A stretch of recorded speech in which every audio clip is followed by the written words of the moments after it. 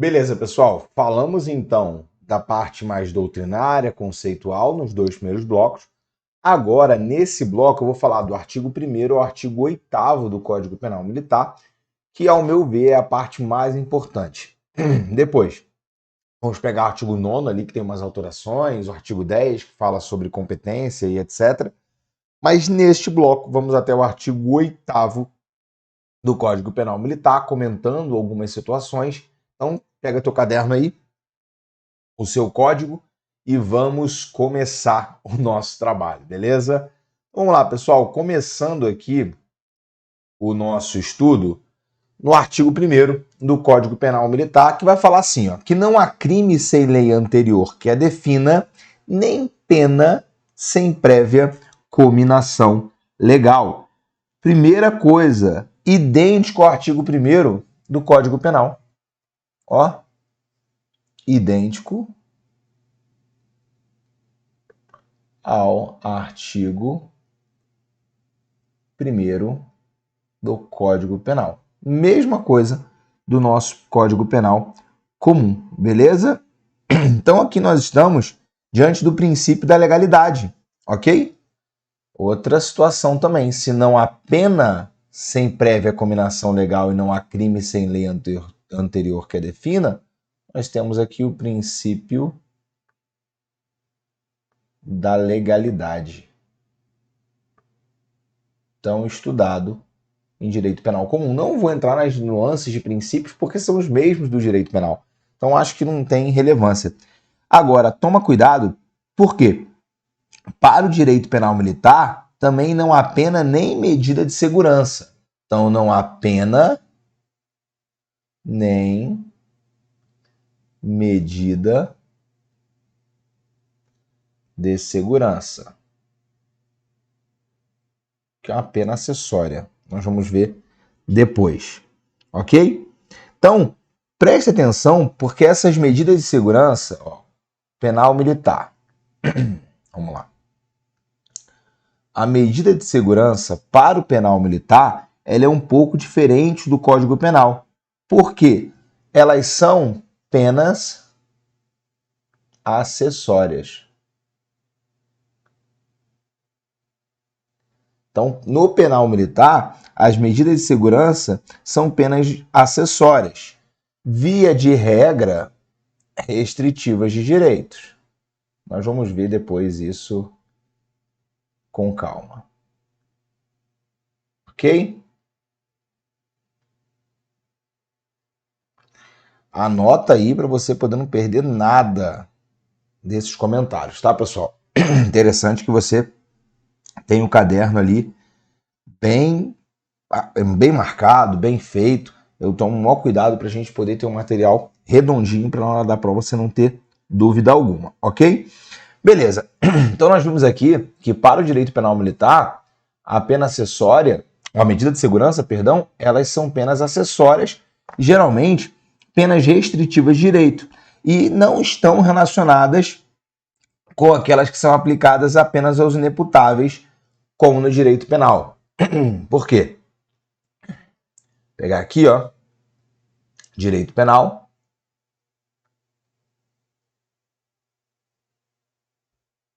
Vou botar aqui comum, tá? Para você saber que eu estou falando do Código Penal. Direito penal comum. Essa medida de segurança, ela é aplicada, medida de segurança, somente aos inimputáveis ou semi-imputáveis, beleza? Tem nada a ver com essas medidas, tá? Beleza. Explicado isso, nós vamos aqui avançar, tá? Não vou entrar em detalhes acerca do princípio da legalidade. Por quê? Porque a gente já estuda isso aí no Código Penal, ok? Isso aqui está ligado ao direito penal, você vai ver o princípio da legalidade, aí você tem aqui o princípio da anterioridade, reserva legal, que formam o princípio da legalidade, mas eu não vou adentrar nesses pormenores, porque vocês já estudam isso na parte de penal geral, eu não vou aprofundar nisso, vou falar só do que é relativo ao direito penal militar. Beleza? Tá, vamos lá. Artigo 2º agora. Vamos continuar. Presta atenção no nosso artigo 2º. É importantíssimo. Ou melhor, vou falar do artigo 3º primeiro, depois eu volto no artigo 2º, que eu acho que fica mais fácil, tá? Porque aqui ele vai falar sobre medida de segurança, só para eu finalizar. Então, olha só, as medidas de segurança regem-se pela lei vigente ao tempo da sentença, prevalecendo, entretanto, se diversa, a lei vigente ao tempo da execução. Ora, esse dispositivo aqui, se você for analisar ele de forma como está aqui, a maior parte da doutrina, ó, a doutrina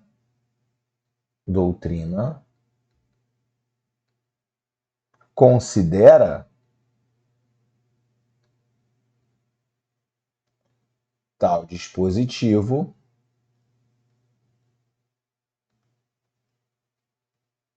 inconstitucional. Pô, Jorge, por que isso? Imagina só que essa lei vigente ao tempo da execução seja mais grave. E aí? Essa lei aqui, ela pode retroagir ao tempo do fato? Não. Se fosse melhor, sim. Então, grande parte da doutrina, corrente majoritária, entende que esse dispositivo é inconstitucional. Ok? Porque vai prever a aplicação da medida de segurança ao tempo da sentença e não do fato ali. Então, preste atenção, porque temos situações que esse dispositivo não será inconstitucional. Imagina só que quando ele praticou o fato, ó, vamos apagar aqui, eu te dei o exemplo da mais grave, que aí você sabe que é inconstitucional, porque a lei mais grave não retroage, né? Beleza. Imagina só que alguém praticou um crime quando você tinha uma medida de segurança, ok? Então, vamos supor que A praticou um crime, ok? Vamos supor que ele praticou esse crime aqui em 2021, correto? Vamos dar um exemplo aqui atual, beleza? E aqui nós tínhamos a lei X vigente, beleza? O tempo passou e 2023 é a execução, ok? Porém, no que tange à execução, nós temos uma lei diversa, ok? Ó, uma lei diversa. Então, execução, nós temos uma lei Y, prevendo ali a medida de segurança. Sendo que essa lei X era uma lei mais grave. E essa aqui, uma lei mais branda. Ora, essa lei mais branda pode retroagir no tempo e alcançar um fato praticado anteriormente? Pode. Nós sabemos que isso pode. Quando nós estudamos teoria do crime, quando nós estudamos a aplicação da lei penal no espaço, no tempo, você vê que é possível isso, ok? Porque a medida de segurança vigente ao tempo da sentença será aplicada, ou da execução, né? Por quê? Porque ela é mais branda. Nesse caso, ela pode retroagir no tempo. Se for nessa situação, seria constitucional, ok? Seria um caso de algo constitucional, estaria dentro das regras do jogo da Constituição Federal de 88.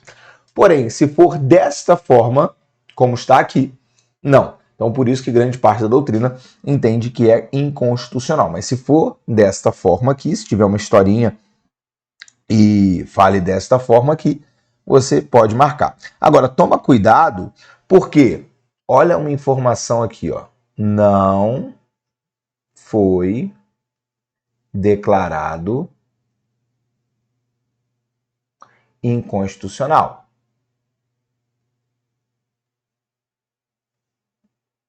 Reparem o seguinte, uma coisa eu dizer para você que a doutrina considera inconstitucional. Outra coisa eu dizer que foi declarado inconstitucional, e não foi. não foi declarado inconstitucional. Então, se vier a literalidade numa prova, Ctrl+C e Ctrl+V, você pode marcar que está correta. Se vier também essa historinha aqui, você pode marcar que está correta. Então, você vai ter que analisar muito bem como vai vir a questão. Se a questão vier letra de lei seca, tratando disso aqui, perguntando se está certo sim. Porém, a doutrina considera inconstitucional, exceto nesta situação, quando a lei da execução é mais branda que a lei do cometimento da época do cometimento do fato, beleza? Até aqui, então, tranquilo, né? Beleza. Vamos agora para o artigo 2º, agora que eu finalizei medida de segurança, a gente pode falar aí do artigo 2º. Preste atenção nisso aqui. Ninguém pode ser punido por fato que lei posterior,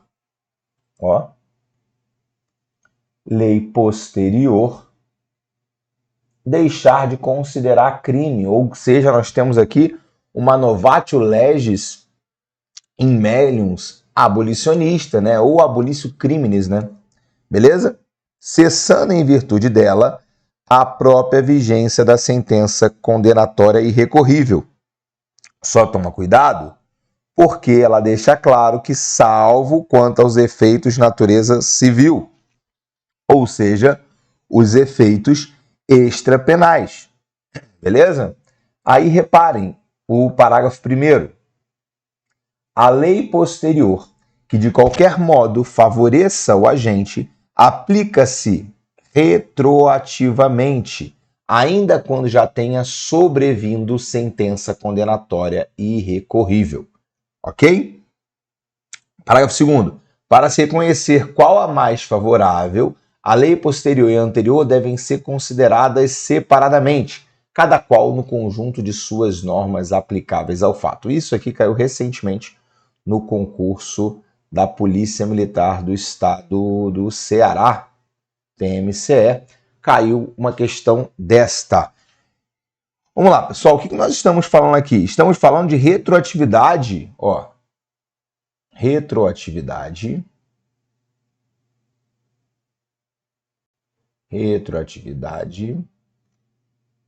da lei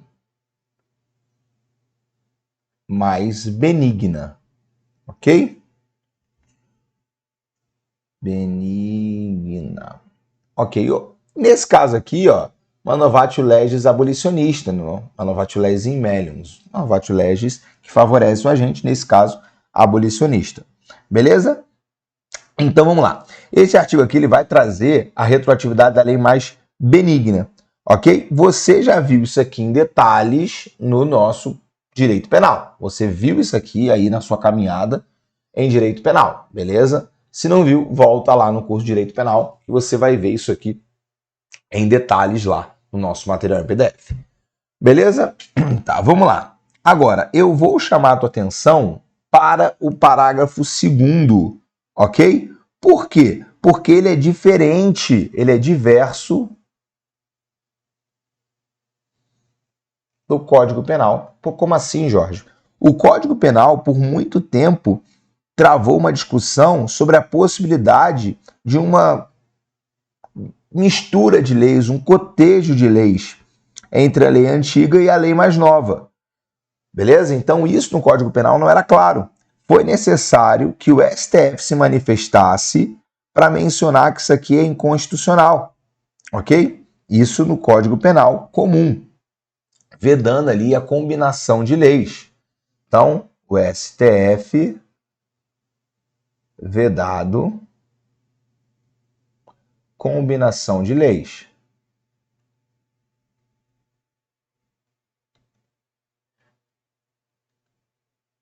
Porém, isso já vinha expresso no CPM há muito tempo.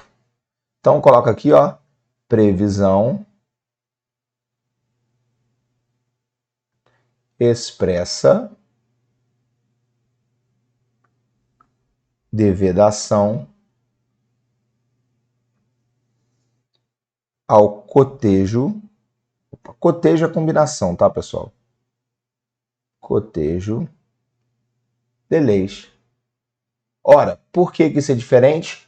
Porque lá no Código Penal não há uma vedação expressa, é jurisprudência.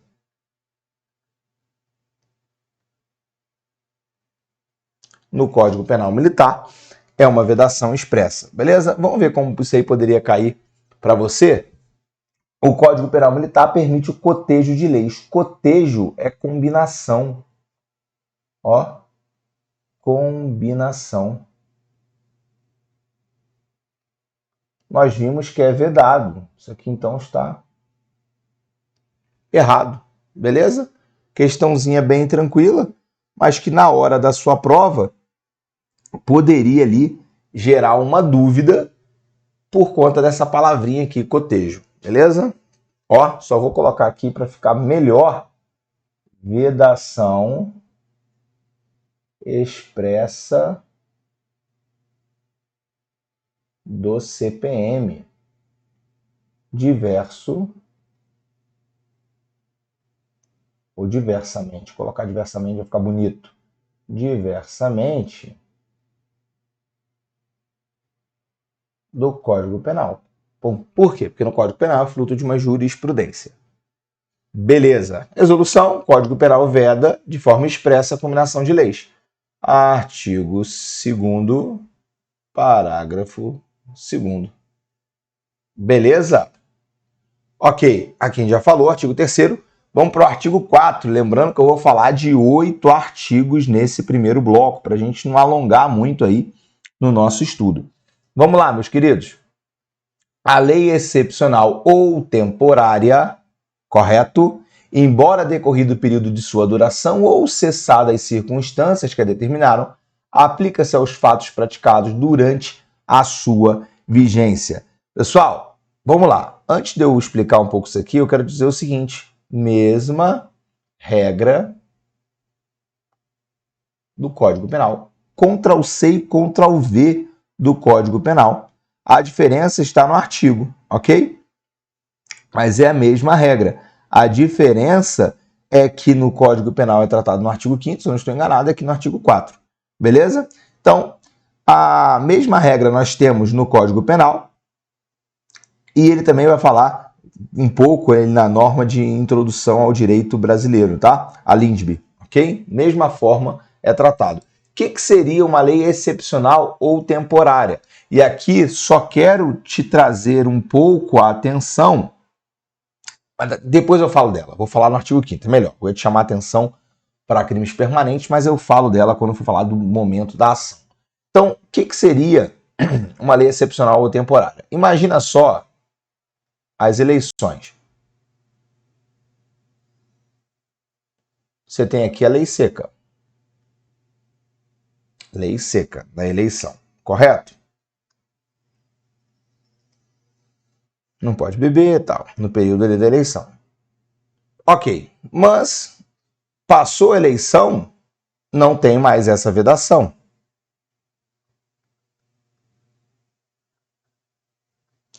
Ora, você cometeu o ilícito aqui, sendo que o teu julgamento é aqui.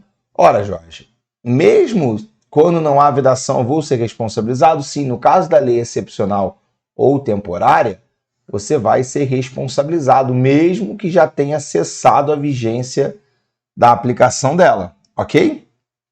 É uma exceção ali a nossa regra de aplicação da lei penal no tempo, sucessão de leis no tempo, ok? Mas é importante você saber que é a mesma regra do Código Penal. Artigo 5º, meus queridos. Vamos tratar do artigo 5º. Agora sim eu quero falar da súmula 711 do STF. Mas vamos lá, vamos por parte. Considera-se praticado o crime no momento da ação ou omissão, ainda que outro seja o momento do resultado. Pessoal, toma cuidado. O resultado não faz parte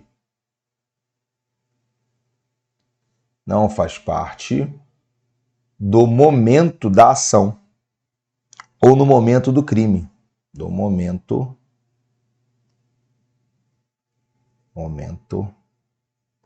do crime. Por que você está falando isso, Jorge? Porque isso aqui já caiu. Eu gosto sempre de trazer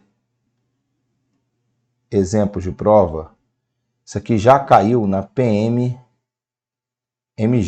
E muita gente errou. Por quê? Na PMMG ele falou, considera praticado o crime no momento da ação ou do resultado. Não. Considera-se praticado o crime no momento da ação ou da omissão. Mesmo que outro seja o momento do resultado. Então o resultado está excluído do momento do crime. Ok? Por exemplo, você atira em alguém. Vamos supor que você atirou em alguém no dia 18 do mês 6 de 2019, sendo que o cara só morreu, morte, ou resultado, né? O cara só morre 7 dias depois, uma semana depois, ou seja, ele morre aqui no dia 25 de 6 de 2019. Ora, qual é o momento da ação para aplicação de lei vigente? O momento da ação é aqui. Essa é a ação. Ação, resultado. Correto? Então, pessoal, é isso. Não confunda. Só toma cuidado, e isso aqui é importante para que eu fale para vocês, com a súmula 711. Qual a teoria que nós vamos usar aqui, pessoal, para o momento do crime? Teoria da atividade. Tanto para o Código Penal Comum quanto para o CPM, tá? Não é diversa, é a mesma teoria da atividade. Então nós temos a teoria de atividade, que é a mesma adotada no Código Penal. Mas temos uma exceção. Qual é a exceção? Crimes ou crime permanente. Que é o crime que se prolonga, né? A conduta delitiva se prolonga no tempo, o crime continuado ou permanente, né? Por quê? Porque eu vou aplicar a lei mais grave, caso a vigência dela seja anterior à cessação ou à continuidade, nos termos da súmula, isso aqui é importante, súmula 711 do STF. Vou explicar isso aqui para vocês. Pessoal, imagina um crime permanente, deserção, um crime permanente. Eu desertei, fiquei fora ali 2 anos. Quando eu for capturado, uma nova lei está vigente. A lei mais grave. Aí você pode falar, ó, Jorge, mas o momento da ação foi lá atrás, na lei mais branda. Então não poderia usar mais grave. Porém, nós temos a exceção aqui, ó. Aqui, ó, que é exceção, que é o crime permanente, a súmula 711 do STF. Nesse caso, ele fala que aplica-se a lei vigente ao tempo da cessação da conduta delitiva, mesmo que seja uma lei mais grave. Correto? Beleza? Ok. Vamos lá. Então, esse é o nosso artigo 5º, ok?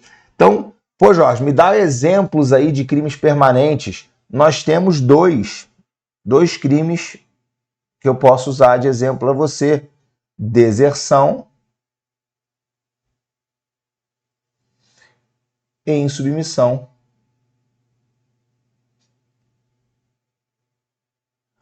Beleza? É o nosso exemplo aí para você. Ok. Vamos lá. O que eu posso falar agora? Artigo 6º. Vamos lá. Vamos falar de tempo do crime e aí eu finalizo. Falo do artigo 6º, artigo 7º e artigo 8º. Finalizamos esse bloco. Vamos lá. Deixa eu pegar meu marcador. Considera-se praticado o fato no lugar em que se desenvolveu a atividade criminosa, no todo ou em parte, ainda que sob forma de participação, bem como onde se produziu ou deveria se produzir o resultado. Nos crimes omissivos, o fato considera-se praticado no lugar em que deveria se realizar a ação omitida. Esse artigo aqui, ele é interessante. Por quê? Porque ele vai trazer a teoria da ambiguidade, ok? Por quê? Porque o CPM ele também vai adotar a teoria da ambiguidade, teoria da atividade mais teoria do resultado, igual ao Código Penal Comum. Na última parte, o CPM traz a orientação diversa. Por quê? Porque aí nós vamos tratar dos crimes omissivos, que é a teoria da atividade. Então, reparem, vamos lá, por partes. Na primeira parte, nós temos o seguinte, primeira parte é o seguinte, considera-se praticado o crime no lugar em que se envolveu a atividade criminosa, no todo ou em parte, ainda que sob forma de participação, bem como onde produziu ou deveria se produzir o resultado. Então, beleza, aqui, teoria da ubiguidade. Tranquilo? Ubiguidade. Que nada mais é a possibilidade de utilizar a teoria. Deixa eu pegar uma caneta preta aqui, azulzinha, né? Que nada mais é do que a teoria da atividade mais teoria do resultado. Só isso. Só isso, pessoal. Mesma do Código Penal. Ok? Então, quando eu estou falando de lugar do crime, é isso, tá? Lugar do crime. Agora nós temos um complicador. Por quê? Já vou detalhar isso aqui para vocês, tá? Porque nos crimes omissivos, a regra já vai mudar. No caso, né, dos crimes omissivos, nós temos a teoria da atividade. Correto? Então vai ficar assim, pessoal, ó, lugar do crime. E aí é diverso do Código Penal, no caso ali dos crimes omissivos, tá bom? Então vai ser, vou até colocar aqui, ó, diverso do Código Penal. Aqui é igual, aqui é diverso. Tá, lugar do crime. Aí nós temos o seguinte, pessoal, no lugar do crime, crimes comissivos. Então, para o crime comissivo, nós temos que o CPM adota a teoria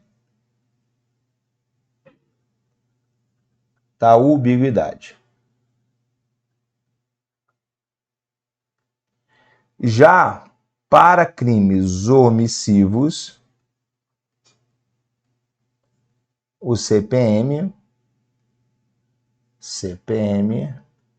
adota a teoria da atividade. Opa! A teoria da atividade. Ok, então falamos aqui de tudo que a gente poderia tratar do Código Penal Militar e Código Penal Comum, ali as diferenças numa prova eles podem misturar. Vamos falar do crime. Aqui tem um lugar do crime, né? Que eu já expliquei para vocês. Não vou entrar nesses detalhes não, porque eu já falei, né? Vamos lá então agora, pessoal. Artigo 7º. O artigo 7º vai falar o seguinte: aplica-se a lei penal militar sem prejuízo de convenções, tratados e regras de direito internacional ao crime cometido no todo em parte no território nacional ou fora dele, ainda que nesse caso a gente tenha sido, né, ou esteja sendo processado ou tenha sido julgado pela justiça estrangeira. Pessoal, nesse artigo aqui, nós podemos afirmar, caso seja cobrado numa prova, que nós vamos adotar o princípio da territorialidade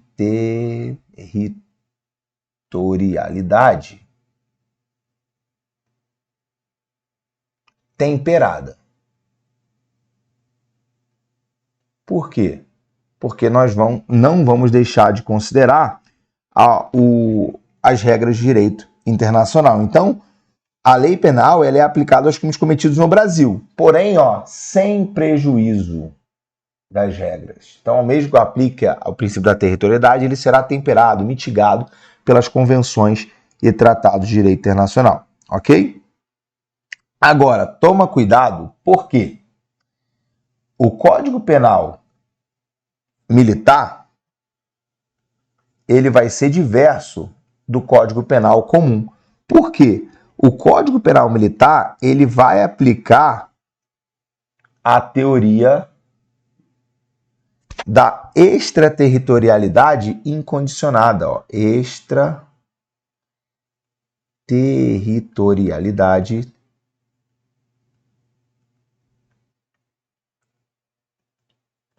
incondicionada.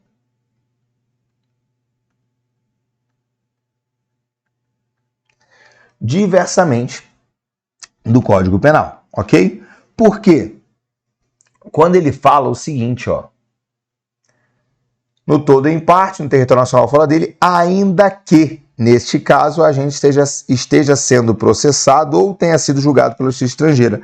Então, quando ele fala nesse ainda que o agente esteja sendo processado, ele vai ser processado no Brasil independentemente de qualquer condição, ou seja, o Código Penal Militar adota a teoria da extraterritorialidade incondicionada, territorialidade temperada e extraterritorialidade incondicionada, beleza?